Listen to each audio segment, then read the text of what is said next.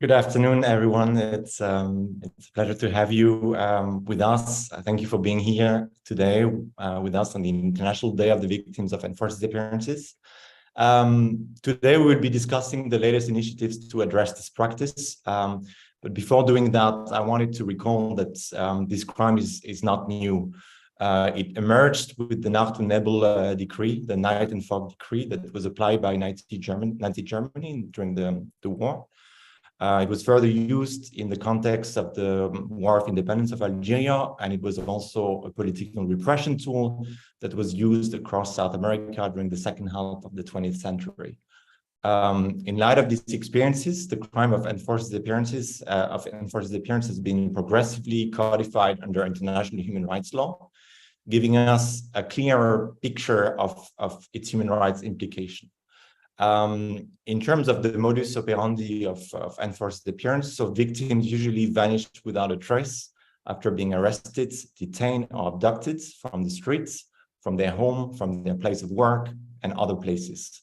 The perpetrators are usually state agents or other actors acting with state complicity, but they can also be perpetrated by non-state armed groups. When family members are inquiring about their loved ones, the authorities usually refuse to acknowledge their involvement and to provide any information on the whereabouts of the missing and the disappeared person. Enforced disappearance is also used as a strategy to spread terror within society. The feeling of insecurity and fear it generates is not limited to the victim and the close relatives of the disappeared, but it also affects the society as a whole. We see that enforced disappearance is a global trend. It's happening everywhere in the world, but it has been extensively used by several states in the Middle East and North Africa. Just to give you a few examples, Iraq remains the country with the highest number of enforced disappearance cases worldwide. In Algeria, more than 8,000 people went missing during the civil war. Since 2011, more than 100,000 individuals have gone missing or have been forcibly disappeared by the Syrian authorities and other parties to the conflict, including armed groups such as ISIL. Due to the nature of the crime, it is very difficult for the families of victims to have access to effective remedies because the states often they do not criminalize the crime of enforced disappearance in their domestic law, but several states, and I'm actually thinking of Algeria and also Mauritania, passed blanket amnesty law. So it's impossible for the families to file a complaint at the domestic level. So during this webinar, we'll be discussing what can be done at the international level to address the practice when the national remedies are not effective or they are not available. And the focus of the webinar will be on the most recent initiatives taken at the international and regional level. So to give you a little bit of background, since the 1990s, many steps have been taken to address the practice at the international level. I will not name them all, but on 2010, the International Convention for the Protection of All Persons from Enforced Disappearance came into force, and this was the result of Iraq's ratification of the convention. Since then, only a few number of Arab states ratified the convention, including Mauritania or Tunisia. But I think the last time I checked, only 6 members of the Arab League ratified. Sudan was one of the last ones, as well as Oman. This year, the UN General Assembly passed a resolution to establish the UN Independent Institution on Missing Persons in Syria. The mandate of the mechanism is to investigate cases in Syria committed by all the parties to the conflict, both state and non-state actors. The adoption of this resolution and the creation of this institution is the result of long-lasting efforts by Syrian civil society and families of missing and forcibly disappeared persons who launched the Truth and Justice Charter in 2021. This mechanism is not yet operational, but its creation, its foundation was lauded as a big accomplishment. Other steps were taken at the African level. In 2018, the African Commission on Human and People's Rights extended the mandate of the working group on the death penalty to include the crime of enforced disappearance. And in 2022, last year, the African Commission adopted the guidelines on the protection of all persons from enforced disappearances in Africa. So during this webinar, we will explore the opportunities offered by the Syrian mechanism and the African guidelines, and as well as the challenges posed by these new initiatives. So I have the pleasure to introduce you now the panelists to discuss these important discussions. Talking about Syria, I have the pleasure to welcome Hiba Al-Hamoud and Wafa Mustafa. Hiba is a member of the Massa families. It's a coalition of families of persons kidnapped by ISIS. You played a critical role in the Truth and Justice Charter. It's a coalition of 5 organizations that advocated for the resolution and the establishment of this mechanism. Wafa, you are an activist, a journalist, an advocate for the Syrians disappeared. You focus on the impact of detention and enforced disappearances on families, the right of refugees, and the urgency of international justice and accountability for the crimes committed by the Assad regime. You're also a non-resident fellow at Time Up, focusing on a victim-centric justice in Syria.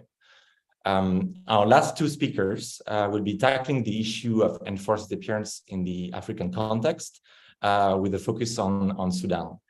Mohamed Osman has been a researcher at Human Rights Watch Africa's division since 2018. Previously, Mohamed worked with the Open Society Justice Initiative in New York, working on corruption and advocacy. You're also, like Wafa, a fellow at Time Up, and you're focusing on accountability and justice in Sudan. You also have, I know that you have other commitments, but we are very happy you have other commitments. You have to leave a little bit earlier than the other speakers, but it's a pleasure to have you with us. And our last speaker, Eva Nods. Eva, you work as a legal advisor at Dignity. You're a human rights lawyer and an expert on enforced disappearances with a focus on Africa. You supported the development of the guidelines on the protection of all persons from enforced disappearances in Africa and its adoption by the African Commission. So it's a pleasure to have all of you. I will turn to you now, Hiba. In light of your involvement with the Charter, I was wondering if you could maybe introduce the explain, give us a little bit of background with regard to the resolution and this new mechanism in terms of mandate and role, and maybe your expectations with regard to this resolution and this mechanism. Over to you, Hiba. Thank you, Alexi, for this introduction. And thank you for inviting me today to talk about the issue of missing persons in Syria, and particularly to talk about the resolution which was adopted recently. So as Alexi said, my name is Hiba Al-Hamoud. I'm a member of Masar and of the Coalition of Truth and Justice Charter. I'm the daughter of Dr. Ismail Hamoud, as an activist and a surgeon who was kidnapped by ISIS in November 2013 in the city of Raqqa. It's hard to say it, but today it's almost 10 years since my father has disappeared. Maybe you or I don't know anyone else maybe might think that after all these years, we have to lose hope and to continue our lives normally. But no, it doesn't work like that, because after all these years, today we are, as me and my family, we are at the same point. We still ask ourselves what happened to my dad, and we still seek truth. We need to know what happened to him in order to have simply our closure. Being in this state of ambiguity, of not knowing what happened, is really so horrible for any human being. It's so hurting, and I think it's unhealthy for anybody. So we even if the answers to our question is not what we want, even if they might hurt us, but we need them in order to heal and in order to have our closure. My father is one of hundreds of thousands of Syrians who got disappeared by the different actors of conflict in Syria. Therefore, thousands of hundreds of families need answers. This issue is really a very general and widespread issue in Syria, and it concerns a huge part of the Syrian population. For these reasons, we as families, groups, and associations have been working hard to get the resolution adopted. For us, the way to justice start firstly by knowing what the truth and knowing what happened to our beloved ones. Therefore, we started advocating for the institution in 2019, unifying our efforts and our visions about justice. We worked hardly to get at all levels to get what we have today. We started by, as you mentioned, by launching the Truth and Justice Charter. It was a charter which unifies 5 associations, as you said, but right now we are 10 associations. We adopt the same vision of truth. Then we launched a study which explains why this institution is important for the families. We tried for years convincing the states that this institution is really needed for the families. What is very important about, or starting with, I want to give like a little small presentation about the resolution. It was adopted in the 19th of June, last June. It was adopted by the General Assembly, and like its mandate is to reveal and to find whereabouts the missing persons in Syria, the missing Syrian persons by all the actors of conflict. It also called all the actors to cooperate. We hope that they will cooperate with it. Like it's our hope, actually. In general, what is very important about this institution, it's like the resolution emphasized clearly that the families should play a very important role in the institution. They should participate in the process of searching. Like Syrian families for years have proved that they are able to work and to be an actor in this issue, and not only like being passive or just receiving information. So for us as families, we should be part of any institution which is concerned by which works for revealing the fate of our beloved ones. We are the concerned ones as our beloved ones, so we have to be part of it. Moreover, like talking about the technical issue, this institution will be the central source of information. It will be a reference for the families, because until today, families do not have any institution to which they can turn and ask about their beloved ones. So for years, it has been right now, I think 11 years from the beginning of the revolution. For years, families, they have to search by themselves our beloved ones, and they have to confront the pain of searching, for example, the photo of their beloved ones among the dead bodies or in videos of massacres, and all of that could exacerbate their trauma. Furthermore, they have also they were victims of ripping off or of misleading information.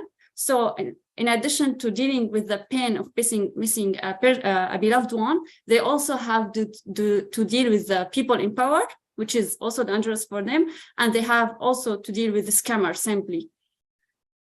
Furthermore, like another point which is so important, I think, like taking into consideration how this issue is so widespread in Syria, I think the institution will receive a huge amount of information.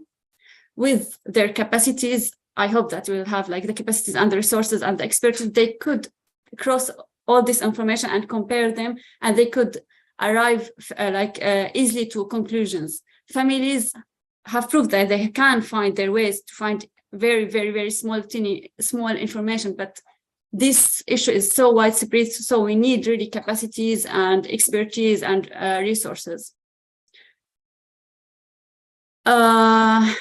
I think, like in general, this is explain why this institution is important. I think if we look at the history and and at the previous experiences, we know that families will never give up. They really continue all their lives searching their beloved ones until the end of their lives. I think their injuries will never heal, and I think this is also my case, and maybe the case of and also the case of Wafa. But at least knowing what happened might might a little bit ease their pain and give them as a part of the justice. So for us, searching what happened, knowing the truth, is really in the heart of our struggle for our beloved ones. And thank you so much for listening. No, thank you so much. It's very important what you said about the need to have reliable information when it comes to enforced disappearances. It's also related to the right to truth. Wafa, I would actually like to ask you a very similar questions. I'm very curious to know about your expectations with regard to this new mechanism. If you could maybe tell us a little bit about that, and maybe how you see the connection between this, so the humanitarian aspect of the institution, clarifying the fate and whereabouts of the missings, and also the need for accountability. Well, first of all, thank you so much for organizing this discussion, and thanks for everyone who's listening today. As Hiba mentioned, today is also a very heavy day for both of us and for many other families. I was just thinking this morning that it's very painful that, like years before 2013, I've learned about the day of the disappeared, but it wasn't this painful. And I was just thinking this morning that I wish, I don't only wish, but I work every day for me and for the millions and billions of people who have, their loved ones disappeared, to not feel, attached to this occasion, and that, one day we will just, decide to not have a day of victims of enforced disappearance. Regarding the institution, I mean, it's not an easy question, expectations. The question of expectations is one of the most difficult questions we have to face as families. And it's very sad because, we have to, we have to manage our own expectations on daily basis, because, on the one hand, you have family members and loved ones being disappeared for years. I mean, my own father completed today 3,712 days, and that makes 10 years, a month, and 29 days. And, I mean, every single day I count the days of my father's disappearance. And this is the case of hundreds of thousands of people in Syria. And despite, despite how tragic and how desperate and how difficult the situation is for me and for Syrians and for other families, you cannot help but every day not only hoping and wishing, but also working towards, finding answers, but also more, at least to me, most importantly, towards saving our loved ones. And this is, this is one point I wanted to make. I mean, it's very sad that as families of detainees, our demands have been, I would say, reduced and oppressed to the point where where we ultimately aim at just finding answers, not even, talking about saving our loved ones, having them back is luxury. I mean, and this is something I always mention, that, on daily basis, I'm told, and many other families are told that, when we're asked about our expectations and our demands, every time we say that we want the freedom and the release of our loved ones, we're being told that we need to manage our expectations and we need to find, more practical and realistic demands.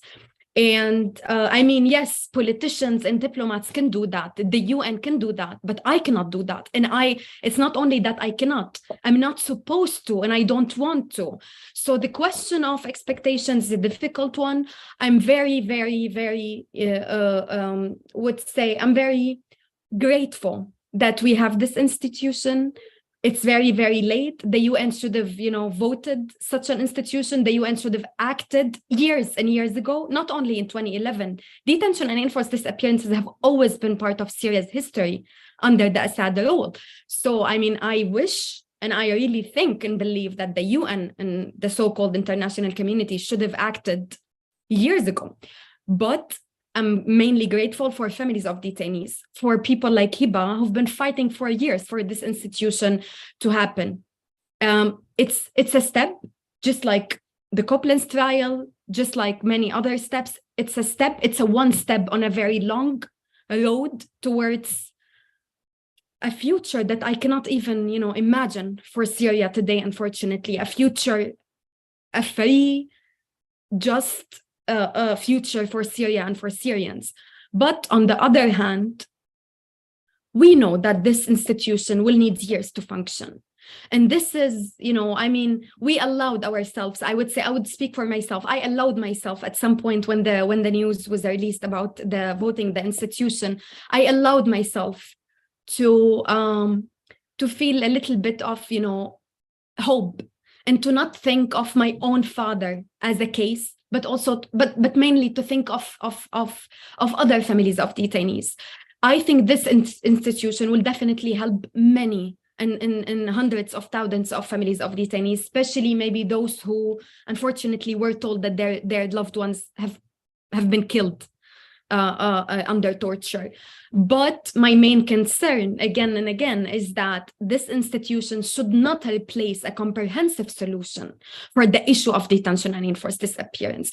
This institution and all other steps that are being made should not replace a real action to stop the crime of detention and enforced disappearance today. Because while we speak here today, people are still getting detained and forcibly disappeared in Syria. So this is not about an issue that happened in the past and we need now to find answers and to know what happened. What makes it even more complex is that it is still ongoing. Yes, such an institution might be able to help many families of detainees. But the daily question for people like me is not only what happened to my dad, is how am I going to free my dad? How am I going to save my dad? Who's responsible to save those who can still be safe today? And I think the question of accountability and its relation to question of the right to truth is a daily question, and also is a very complex one. I mean, I recall in many of the events I've attended that international bodies such as the ICRC have been pushing families of detainees to accept that maybe at some point we need to stick ourselves to the right to truth, and then talk about justice and accountability later, or to prioritize justice and accountability, and that was the case when the Copeland's trial was taking place, on the question of truth. And I think, these two questions cannot be separated. It's not either one or nothing. It's both. Yes, in many cases, the accountability process happened before revealing the fate of the disappeared. In Syria, it's not linear. It's when the Copeland's trial happened and took place, we did not even get any answers from Anwar Islan, who was being prosecuted during this, about the people he tortured, he interrogated in detention centers. But that did not stop us from, obviously, mainly the families of detainees, to still try to advocate for an institution that will help revealing the truth. And I think that the link is crucial for me. This is one of the things that I try to emphasize and I try to highlight on daily basis. We cannot separate accountability from right to truth. They should happen. It's not enough that we tell families of detainees at some point that this is what happened to your loved ones. It's not enough. This does not secure a sustainable future. This does not secure a sustainable peace for Syria. And obviously, it sounds very like dreamy and unrealistic to speak about peace for Syria. But transitional justice is is today, and we're all part of it. And we should not prioritize one issue and somehow pressure families of detainees to give up on their right to accountability or to give up on their right to truth. Thank you so much, Wafa. I also have a question maybe for both of you. When you read the resolution, it says that the mechanism should have a survivor or victim-centered approach. Okay, the mechanism is not yet operational, but I was wondering, how do you envisage or how do you see yourself engaging with this mechanism? What would be the role of CSOs, of activists, of families that disappeared? We are still very early in the process, but I was wondering how you see this in a practical sense, maybe. Maybe starting with you, Hiba, and then maybe Wafa, you can also provide maybe some elements of answers. Thank you so much. Yeah, Alexi, as you said, it's really so early, but I think like the first step is that we have to be represented in this institution. Like we are done with just receiving and just like having something imposed on us, because like there are many other institutions which works for the Syrian issue since years, and we don't think like we are a part of these institutions, and we were just treated as like victims giving stories and talking about their beloved ones for years. So we are done with that. We need really to be like a part, even like in the methodology, in the mechanism, in the decision. Why not? Like we are the concerned ones. I don't know, like I can't give you like so detailed role that we can play in this institution. For sure, like we need to be trained for something. Maybe we have to check, we have to like to see with the institution how we can play a role. But the most important thing that we have to be represented in order to say no if they are doing something which is not really okay for us. And also we have to be part of the decision making and all the steps, I think. But not, I don't know, I can't give you like so detailed answer for now because it's early, as you said. Wafa, do you want to maybe comment on that? Yeah, I mean, I totally agree. And I mean, to be honest, I'm more like, I don't want to, I sound usually like very pessimistic, but I'm not. I think I'm very concerned and I'm very scared of dealing with, of at least, dealing with the so-called international community and international bodies. And this is because, I mean, this is at least lesson learned, right, from the past 13 years. Yes. Many, I think, I mean, it's obviously, I'm concerned that, every couple of years we come up with a new term and then we use it. And at some point it feels like it does not really have any connotations. I mean, we empty certain terms of their meaning. And now for the past few years, we've been hearing, the term of victim-centric, right, approach or victim-centric justice. And that, and as Hiba said, I mean, for years, we've been invited to events just, to add a layer, to add legitimacy, but also we haven't been really taken seriously. Our views, our actions, and our experiences, and this is why this institution to me is really meaningful, because it was only possible because of people like Hiba, because of families of detainees. They envisioned this institution, and I'm sure they will have definitely like a crucial role in facilitating the work of this institution. But also people like me, for example, or other families of detainees, people who do not go on social media, people who do not go on the media, people who do not have access to Western institutions. Those should also have the chance to engage with this institution.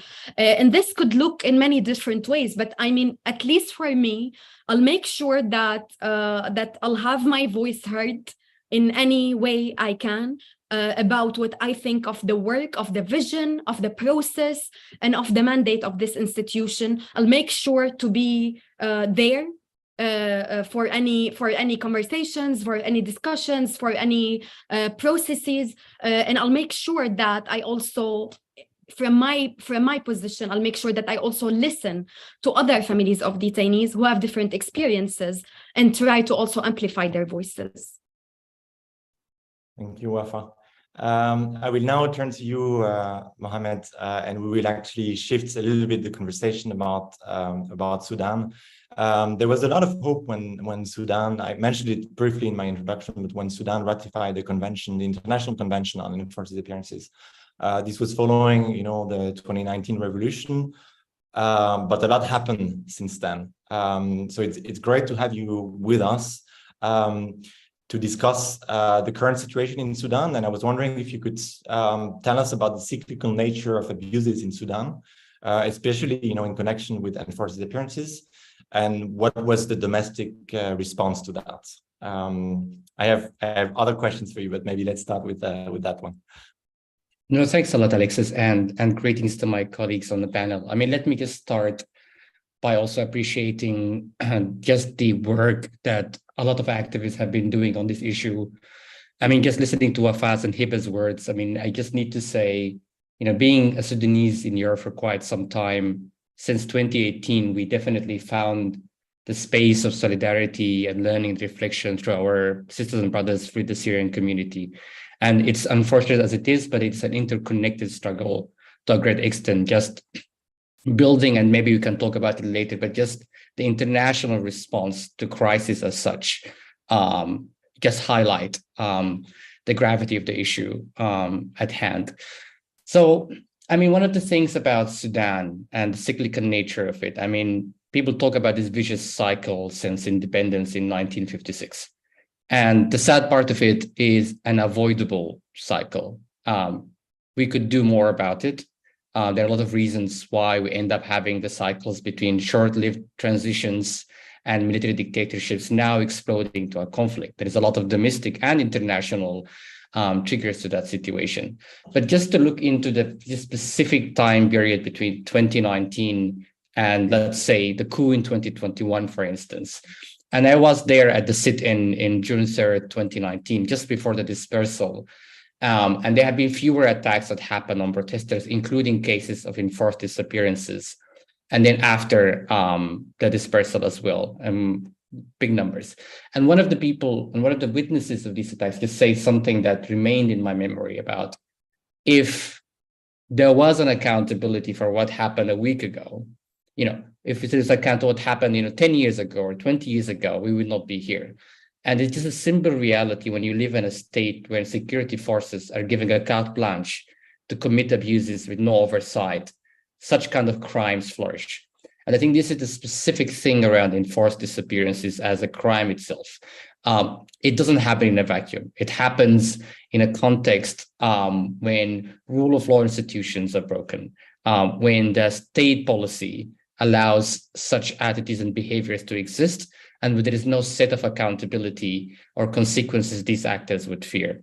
I mean, just even before that time, I worked as a lawyer in Sudan, working with clients who are not political detainees or anything. You can simply see the reality that, the police or the prosecution or the judiciary were not sensitized to, the minimum of the rights of detainees. As a lawyer, you can find difficulties getting access to your client very easily. So from there, you can see the fact that the crime of enforced disappearance flourished on a very solid ground of legacy of decades of abusive security forces that survived reform and accountability, simply in also something that also my colleague Wafahia mentioned, is the political elites and the political processes allowed that to be deprioritized.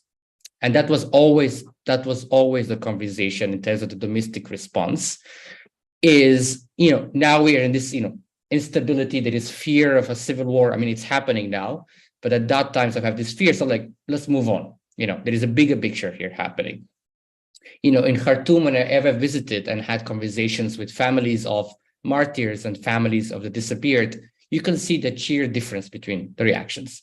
And one of the conversations these mothers would have is like, well, I knew I wouldn't say I'm relieved, but I knew what happened to my son. You don't know what happened. And there was zero response from authorities towards the issue of enforced disappearances. The forces responsible of the significant parts of enforced disappearances at that time get access to more power because the political elites, regional, international actors allowed it to happen. So therefore, even the domestic response that existed after, just to finish my point, which is what they call the National Committee for the Enforced Disappearances, ended up in a very particular situation. So one of the issues that happened just before the coup, that there was hundreds of unidentified bodies in the morgues. There was a process of inquiry to define if they were bodies belonged to the people who were, forcefully disappeared or not. What happened is that these bodies existed for months in underfunded morgues. The situation was horrible. It was a health hazard in that sense. The sad reality is that the investigator in that committee, for political reasons, insisted on keeping the bodies in the morgues, but not burying them to be saved in safe areas to create a political pressure. With the other part trying to evidence tampering all the time. So we ended up having hundreds of bodies just being lost, without knowing what happened to these bodies or this part of the people who are missing or not. At the current situation as well, just looking into the conflict itself, we have zero capacity, zero infrastructures of monitoring and reporting on the ground, whether it's a domestic one or whether it's an international one. Just looking into the response of the international community to Ukraine, there was a COI had it happen in approximately 1 week. We're still struggling to convince the international community to have a mechanism looking into the wide range of abuses with a particular focus on enforced disappearances. Thank you, Mohammed. This is actually a good transition with the next question I wanted to ask you. Since the conflict erupted in April, do you see trends of enforced disappearances? Is it something I understand that it's very difficult to document such cases, given the lack of access, the violence taking place there. But I was wondering if you had some information to share with us in terms of the practice at the moment. So one of the key trends that we noticed by both sides of the parties, the Sudan Armed Forces and the Rapid Support Forces, is targeting of activists, especially activists who works around aid care, healthcare and aid delivery. And that is pretty much connected to the issue of how aid is used as politicized as a weapon to ensure control over access to aid supplies. And in the process, a lot of these activists, many of them are young, disappeared. There is no access because there is no way for people to know where they are. Some of them were found because people had to pay an immense amount of money, or they just have networks and connections. But we're talking about hundreds, if not thousands, of people got disappeared, in particular in the capital, Khartoum. There are cases also connected to what could be described as kidnapping, but it's in essence that people have no information about where they are or their families know about their whereabouts. Okay, and I can also imagine that the domestic remedies are unavailable or ineffective considering the situation. Because you mentioned the fact that there was a lot of solidarity between activists in Sudan and also activists from Syria.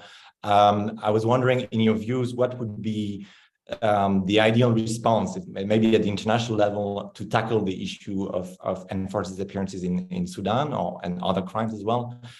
Maybe looking into what the Syrian CSOs managed to do with the mechanism. Yeah, just a few things thinking about the idea of response. In the heart of it, just the voices that we've been hearing now, voices of people who've been directly or indirectly affected by the conflict are missing from any political conversation. That just as the start of it. So there is a complete failure to understand what are the human rights and accountability priorities in place.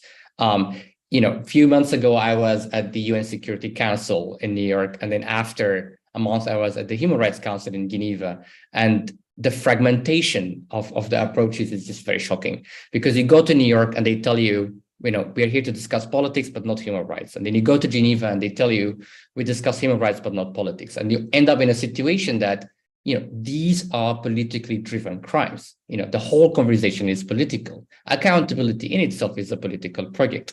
So, we can focus on the technicalities. Of course, I think it's very clear that the demand of there was a letter just signed weeks ago by over 100 organizations, including Sudanese ones, who've been demanding an investigative mechanism authorized by the Human Rights Council to document the abuses, to preserve evidence, in a similar way to the IIIM, but learning from the shortcomings of the different mechanisms as well.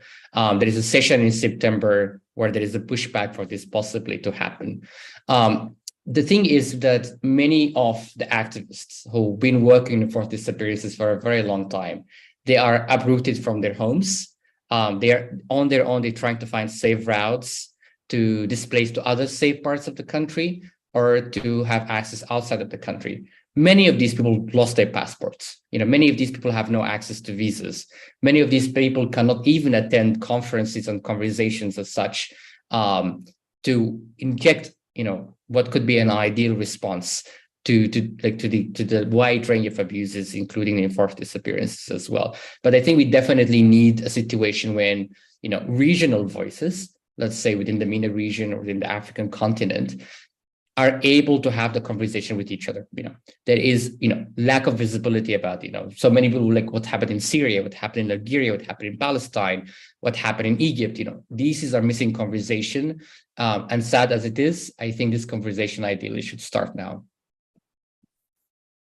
Thank you so much, Mohammed. This is actually an ideal transition, for the conversation I would like to have with you, Eva. Obviously, what's going on in Sudan falls within the broader context of enforced disappearances in Africa. Eva, you played a crucial role in the development of guidelines on enforced disappearances in Africa that followed, like I mentioned before, the extension of the mandate of the working group on the death penalty. I was wondering if you could maybe tell us about the development of the African guidelines, the historical background to it, and also the added value of a context-specific mechanisms and standards. And as I mentioned before, Mohammed, I know that you have other commitments, so it was very nice to have you. Yeah, thank you so much for being with us. But over to you, Eva. Thank you. Thank you so much, Alexi. It's good afternoon or good evening, depending where you are.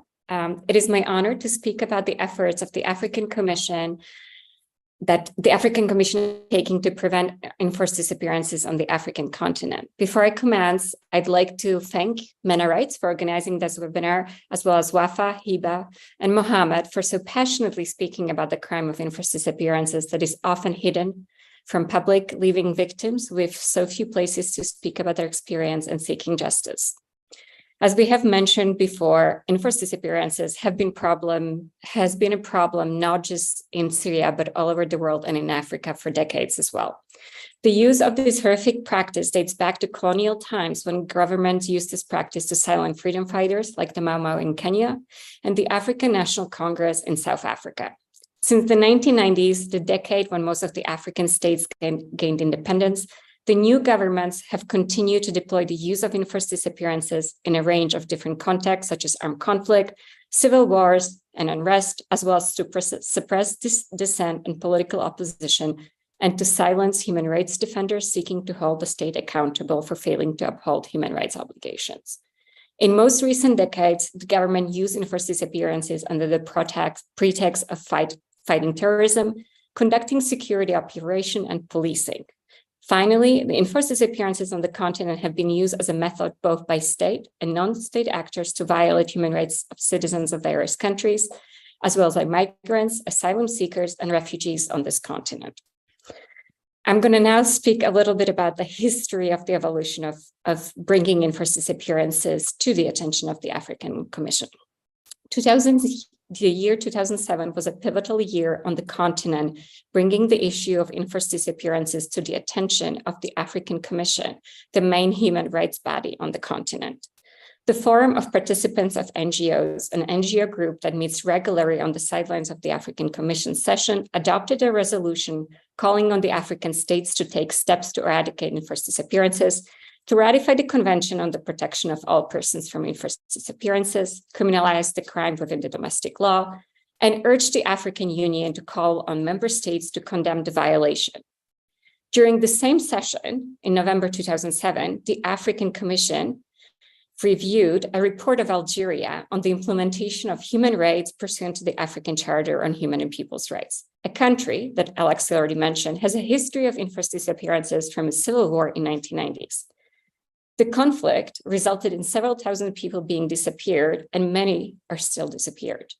During the review, the African Commission examined the human rights and focused on the consequences of the Algerian Charter for Peace and National Reconciliation on the families of disappeared, particularly the inability to obtain justice and information about their loved ones.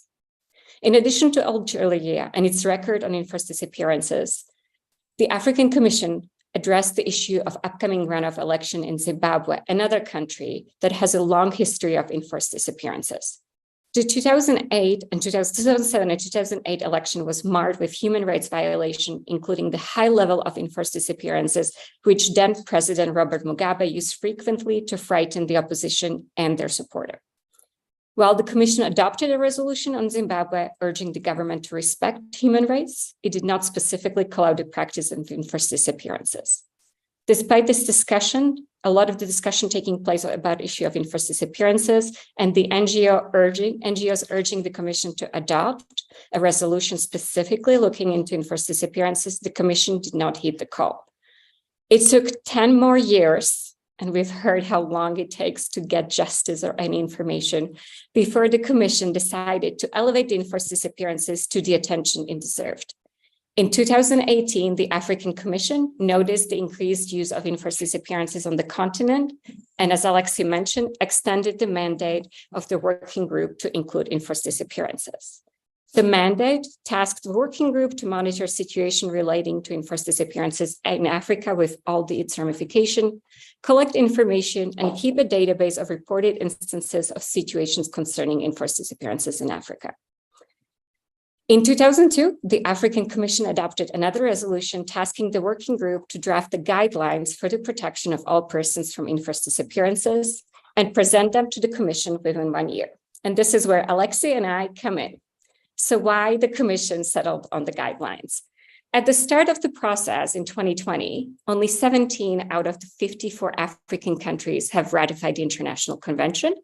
And most of these states, and unfortunately until today, have yet to implement domestic legislations criminalizing enforced disappearances. At the same time, the Commission not only noted the increase of enforced disappearances, but also the unique context in which this crime occurs on this continent, and thus realizing the importance of having an African-focused document that would address the unique environment in which this crime occurs. Further, at the regional level, there were also no convention that specifically outlined the obligation of the states to ban the practice of enforced disappearances on the continent, while some of the regional documents expressly referred to the prohibition of this crime. There was no regional document that effectively captured the context in which enforced disappearances take place, the factors that enable this practice to continue, and the steps states should take to eradicate it.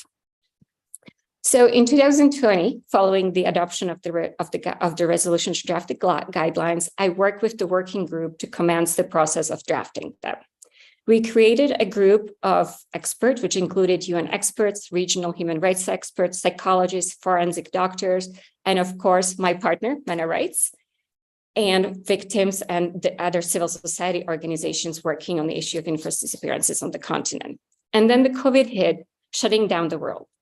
Instead of holding the physical meetings to discuss the guidelines, everything moved to online platform, which was in some way blessing in disguise because we had a very limited budget, but since nobody was traveling, we had access to an enormous amount of experts who suddenly found themselves having more time and willing to discuss this issue with us. I want to emphasize that in addition to experts' contribution, we were clear that these guidelines should be victim-centered and have incorporated and collaborated with victims and civil society organizations working with victims to ensure that their voices and their experience were heard. We held 4 consultations online and 2 in person before the Commission adopted the guidelines. So what's unique about these guidelines? It covers the context in which the enforced disappearances appear on the continent. So it's enforced disappearances conducted by non-state actors, armed conflict and civil arrest, the counterterrorism operations, and finally, the use of short-term disappearances. The convention, when it was drafted and adopted in 2006, was heavily shaped by the experience of Latin American countries where the enforced disappearance was carried out by the governments in 1990s during the dirty wars. Many victims believe that crime can only be carried out by the state or at the acquiescence of the state, and express concern adding non-state actors into the definition would dilute the state responsibility and lessen the gravity of the crime. However, in Africa, non-state actors regularly use acts amounting to enforced disappearances. In Nigeria, Boko Haram, a group notorious for kidnapping girls, as well as various militias in Libya, have forcibly disappeared several hundreds, if not thousands of people. Since 9/11, counterterrorism operations have also become common to combat various security threats. Many of these operations violate human rights using secret detentions and enforced disappearances. And this is despite the state's obligation to prevent enforced disappearances and international law recognizing no justification can be invoked to justify the use of enforced disappearances. And finally, the short-term disappearances is a phenomenon quite commonly used in Zimbabwe and Kenya to oppress the political opposition and human rights defender. There's no minimum limited time for disappearance to qualify as ED, but the impact of even 1 day long disappearance can have serious consequences for the victim and install the fear into the community. So the guidelines were adopted, as Alexis said, last year, and they were officially launched in October 2020. So it's been a year since they were adopted, but the dissemination of them has been lacking. This is due to several reasons, including the lack of funding of the working group has at its disposal. The guidelines are only so far in English, French, and Portuguese, so there is a missing version of Arabic language. The working group also lacks the expertise and has very limited personnel to address the magnitude of the problem on the continent. It's still unclear how many cases the working group gets reported on daily or yearly, monthly basis. But this is not a criticism of the Commission, but rather a reality that many regional and UN human rights bodies face on a regular basis, which was already mentioned by Hiba and other speakers. And this is where the civil society organizations and victims can play an important role. They can work with the Commission or any other bodies to put pressures on the government to ratify the convention, to criminalize the enforced disappearances, and seek reparations for the victims. The African Commission, as in my case, can only exercise its mandate if civil society organizations support the Commission's work by reaching out to the Commission to report the cases and filing complaints within the Commission. Further, the civil society plays an important role in the dissemination of the guidelines domestically, as well as working with the respective governments to end this horrific practice. And finally, civil society can only provide the civil society can not only provide the African Commission with the relevant information, but also support them with their own technical expertise. I, in my personal capacity, continue to advise the African Commission on issues related to enforced disappearances, and I'm currently helping design training on the dissemination of the guidelines. I'd like to conclude by saying that as we embark on the establishment of the new mechanism for Syria, and we heard from Hiba and Waha about their fears and their hopes, I highly encourage that the victims and the civil society continue to collaborate with the mechanism to ensure that it has the right information, the right technical expertise, and listens to the voices of those impacted the most, because without your help, there would be no justice. Thank you. Thank you so much, Eva. We got a few questions in relation to accountability from the chat, so I really trying to pack them. So the questions are more related to accountability as a concept. There was one question about, I rephrased it a little bit, but about the effectiveness maybe of international sanctions, if it's maybe especially maybe in the context of Syria, if anyone could tackle this point. Another participant also was wondering about what would be the appropriate sanctions for the crime of enforced disappearance, in terms of prison sentences and such. And a personal question of mine, maybe more addressed towards Hiba and Wafa. How do you envisage the collaboration between this new institution and the IIIM that was actually mentioned by Mohammed Osman?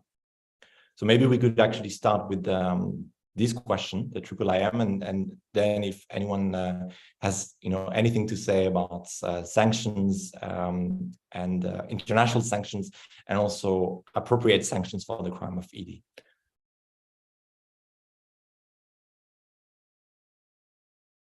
Hiba, do you want to maybe tackle the triple IM? Yeah, actually, it's a very important question because, like, it's like bring us to what Wafa said about accountability and like the truth. I understand that Wafa is a little bit afraid that we will reduce our demands to truth, but I think also truth can help to reach accountability, or like also can help to save detainees. Like if knowing someone is in this prison maybe can help the family to pay, even, I'm sorry to say it, but to pay to the responsible one in order to help. So there is a way that truth helps to save people at the first time. And secondly, it's like truth is not separated from accountability. So IIM, they are working on documenting all the crimes which are happening in Syria right now. And like their main objective is like to go to accountability in the future. Right now, they are just documenting, but for the main objective is to reach accountability and like to sue people. So at the first time, they have also a huge amount of information about detainees because they also like document the crimes of enforced disappearance. So like an exchange of information it could be so good for the interaction between these two institutions. And I think, yeah, like if we can like benefit from all the information that IIM has right now, it would be good for the institution because they will not start from zero, and that's like a good thing. Like looking at the accountability and truth, I think like I hope that the work of these two institutions will not be separated and they can like cooperate and they can work together for truth and accountability at the same time. I hope, but we don't know how like things will go because, as you said, it's so early, and even like the work of the institution is not so clear, and its relation with the other institution is also not so clear. I don't know if I like answered your question. No, thank you so much. Wafa, I don't know do you have anything to say about the IIM and its work since its establishment? It was also established by a resolution of the General Assembly in 2016. But yeah, if you have any comments on that, this would be helpful. Yeah, no, I just wanted to clarify that that I obviously do not think that families of detainees themselves will give up on the right to accountability. I said that that I think that in a political act, we are being pushed and we are being forced to somehow choose between accountability and the right to truth. And the only hope that this will not be the case is the fact that families of detainees will never accept such a thing. So I just wanted to clarify that. But maybe on the question of, the question of sanctions is a question, to be honest, I am always hesitant to address. First of all, because I don't have enough knowledge about it. But what I know is that if we, and maybe if I tackle the question of what should be the proper, I don't know, penalties, yeah. Yeah, I mean, talking about those who are responsible for the crime of enforced disappearance. This is also a question that I don't have an answer to. I think there is no general answer that can address everyone, every single person who's responsible for this crime. People who are, or criminals who are involved in this crime, work on different levels, in different ways, in different places. So the goal is that I know that I think if I'm to give like a one answer saying that every single person who's responsible for enforced disappearance should receive a death penalty, and this is this is an answer that many people would think of. then I think that will be revenge. And I mean, it's not easy, but on a personal level, I am trying so hard to stick to justice rather than revenge. I don't think that, one answer applies to all criminals, to every person who's involved in this crime. I think what I at least aim for and hope for is a state of law, a proper legal system that can investigate and then decide what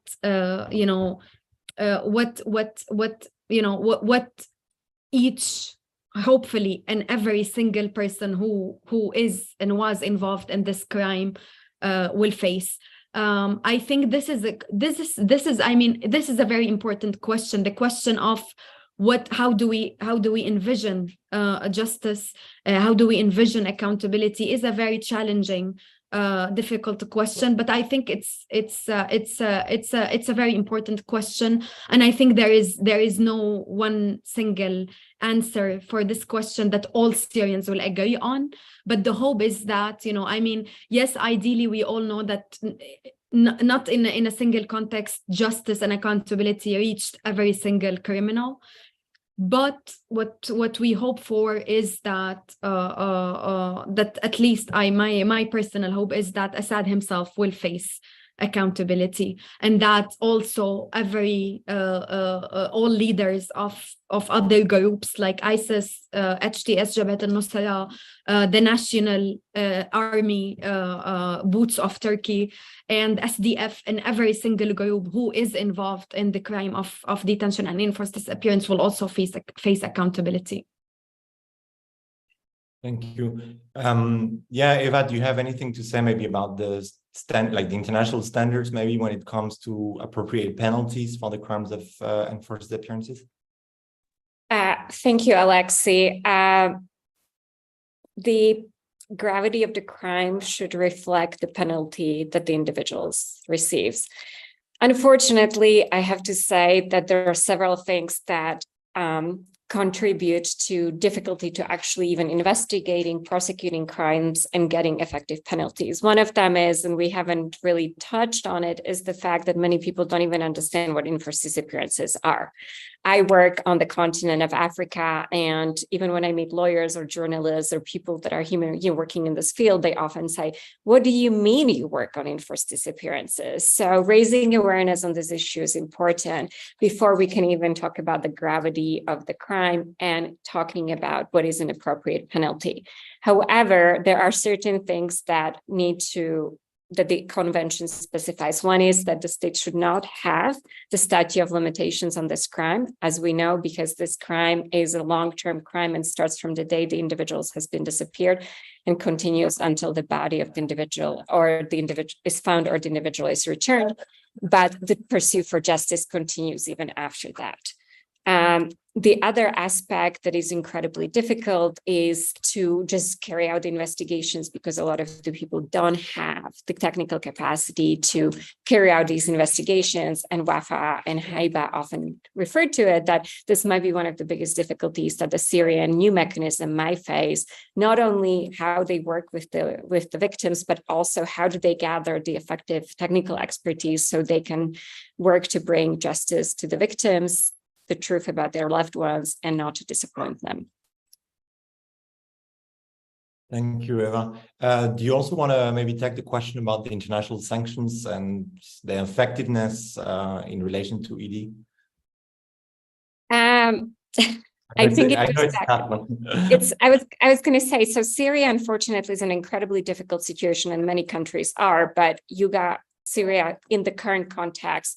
There would be a possibility to impose targeted sanctions if there was a political will to do that.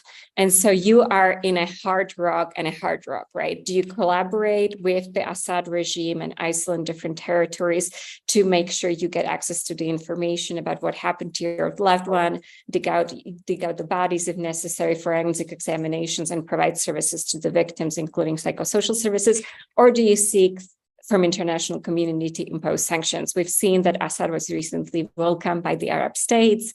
Russia is a big supporter. So I usually have optimistic days, but this is one of those things that is incredibly hard to do at the international level, even at the regional level. But I do have faith in people like Wafa and Hiba and other victims that will not give up, and there hopefully will be a solution.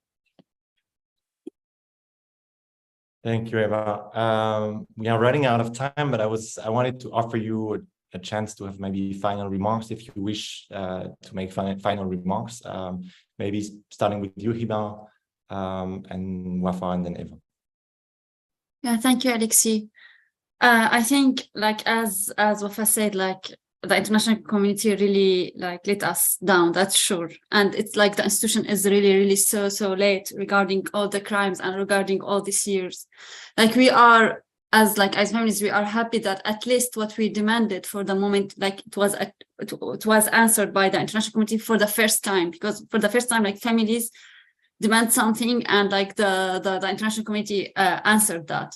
So for us, this institution, it's not, for sure, it's not the end of the story. It's the beginning of the story. It's the first step on the way to truth and justice. And like truth, justice, accountability, I think these three words can't be separated. We need to know what happened, because if they are alive, we have to save them. If they are alive, and if they are dead, we have to sue the responsible ones. And all of these three words can't be separated. We need like a huge effort for sure, and we need the political will, as Eva said, in order to reach all of these three words. I think this is what I want to say at the end of this event. Wafa, go ahead. Yeah, I mean, I cannot add to what Hiba has just said. Maybe I'll just say something else regarding, it's maybe just something to think of for all of us. I mean, we always talk about, we always, and in many events, I'm told that that families of detainees should keep up the fight and should, continue the efforts and all of that. And I mean, obviously, we are doing that, and also other families from other contexts in different years did the same. But I mean, the ultimate hope is that one day, people like us and people like different families from different places will not have to keep up the fight and will not have to fight on daily basis to learn about the fate of their families and their loved ones. And this definitely needs a new, better, fundamental change in the global system. I know when we say such things, it sounds very ambitious and crazy and insane and unrealistic. But I believe that what we actually do on daily basis, and all of us from all different positions, is contributing to this change. We cannot just rely on people and families of detainees, and also like people who are fighting on the streets today in Syria, for example, to continue the fight while we lack the international and the political will. This needs to change. What we're doing is contributing to that, but there should be a fundamental change on a political level. Thank you. Eva, do you want to have any concluding words? I do. I'm gonna borrow something from what Wafa said, and also from what Mohammed said earlier. I'm a human rights lawyer, and when people ask me what the ideal situation would be for me, is I would not have a job, because there would be no human rights violations. So, but unfortunately, currently that does not seem to be the case. And so I have a couple of things that I would like to suggest to do. One is Mohammed called on us to have exchanges. Often victims of enforced disappearances feel alone because they don't have platforms to talk to others, and people don't understand what it is. They are ostracized by the societies. But when Alexi and I have worked together, we had family forums and victims forums to present platforms for the victims and talk about their ordeals and share their experiences and make them feel less alone. And so Wafa and Hiba, you're not alone. There's unfortunately a lot of these victims, but I think starting a conversation with victims from different countries who have successfully or not successfully being through this ordeal can be one way to start to raise awareness about the efforts you are doing and the crime of enforced disappearances. And the second one is to really, I'd like to call on anybody who's in this call or works on this issue, is to spread awareness about enforced disappearances and support the victims in their fight to end this horrific crime. Thanks, Alexei. No, thank you, Eva. No, it's my turn to have concluding remarks before we close this call. It was really a pleasure to discuss these latest initiatives. It's not easy. It's a long process as well. It can be heavy, especially for those impacted the most by the practice. But I felt it was important to understand, what it means, what is contained in the resolution, what is contained in the guidelines. We're still early in the process. We understand it really well. It's still early to understand. I mean, if it's going to be effective for this new mechanism to address the problem. It's good that it exists. It's good that it will provide a tool to fight the practice. I think the same can be said about the guidelines on enforced disappearances in Africa. It has to be spread, it has to be known, people have to be trained about it. Cases have to be referred to the working group. But it's good we have these tools. And I think when they are all available, let's make sure that they are effective and that they respect the voices of the people who actually advocated for them to be used. And finally, I want to pay tribute to the legal experts and the activists who are driving forward the fight against enforced disappearances. Thank you so much. It was really a pleasure to have you with us today. And goodbye. Enjoy the rest of your day. Bye-bye.